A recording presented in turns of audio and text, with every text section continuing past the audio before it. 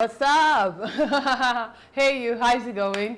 Yeah, so Heaven's Hell, I'm sure you've probably seen that teaser or the trailer of this movie where Damilola Adegbite's character walks over to Bimbo Akitola's character and she tells her, oh, by the way, I'm going to marry your husband. The movie is titled Heaven's Hell, and that's the movie I'm going to be talking about today. Let's go.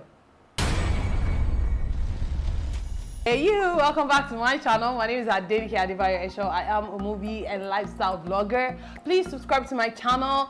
Yes, I upload exciting content all the time on here and it's always fun.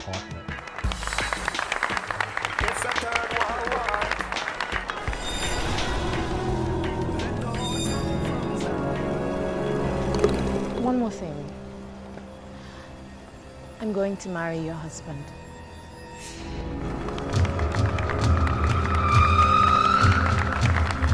Heaven's Hell is a movie directed by Kasung Adwak. Now, you might know Kasung from Big Brother Naija. What year was it?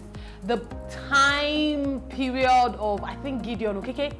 I think the movie features Nse Ikpe Etim, Bimbo Akitola, you have Femi Jacobs in there, Gideon Okeke is in there somewhere, Damilola Adegbite, OC UKJ, Cheta Anakwe. Heaven's Hell tells the stories of two women and their married lives and how pretty much on the outside they seem to be having this very loving, perfect marriage, but inside they were dealing with, you know, different struggles and issues. So first, the opening sequence was intense. It was attention grabbing. Like, okay, I was watching, I was like, okay, something is up. Like, how did you get here? What's happening? You know, it prepares your mind for what's to come. The story was interesting as well. You know, whilst it might appear to be a regular story, it actually isn't. I really enjoyed the dialogues in this film. Like, for the most part, I think the dialogues were very interesting. There were some catchy phrases every now and again. I was like, woo, I got that. Do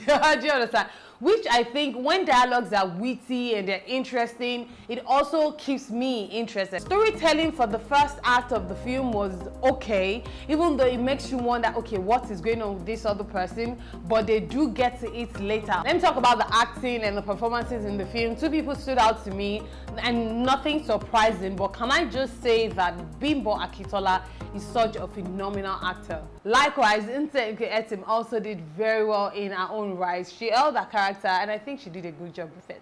So, are you ready?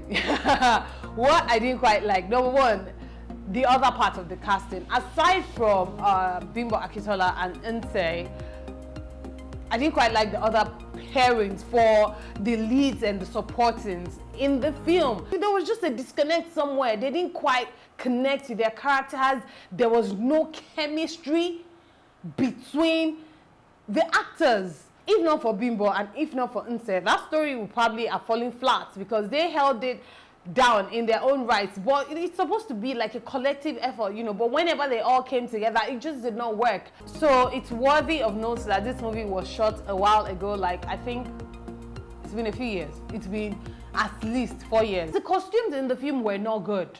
They just weren't. Oh, the shoes. The shoes. Should I talk about the set design and the locations and the art design in the film, the production design? I was just like, and when Waje landed on screen, oh, the hair, no. I'm sure even she would see it and be like, nah, why did you do me like this?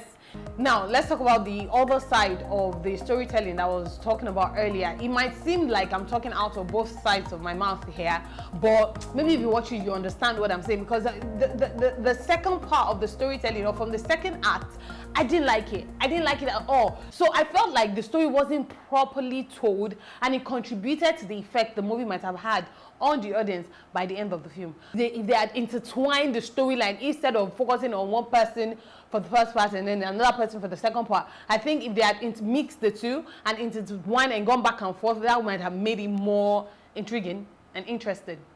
There were some unexplained jumps and gaps towards the end. It seemed like the editing was being rushed towards the end because they were just like, now we're here and now we're there. And then the subtitles. Well, initially the subtitles were okay, but by the time it got like getting to the end of the film, it was just in like, just stop it. Because the film was in English. So initially I was like, okay, this film is in English. Why are you guys subtitling? And then we're now reading the subtitles. So sometimes it wasn't in sync. Like before they say something, I've already read it.